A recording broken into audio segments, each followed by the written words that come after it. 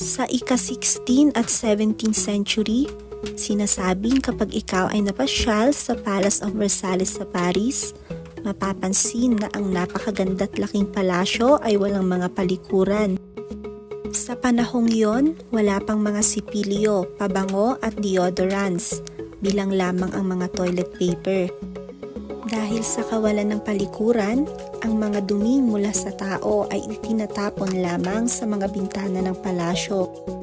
Tuwing may okasyon naman, ang palace kitchen ay naghahanda ng napakaraming pagkain na walang proper hygiene para sa 1,500 katao. Sa panahong ring iyon, ang mga pang-ibabang kasuotan ay nangangamoy. Bakit? Ang amoy na hindi ka nais-nais ay mula sa kanilang intimate area na hindi nalilinis. Ito ay dahil hindi uso ang pagligo noon. Dahil sa klima at halos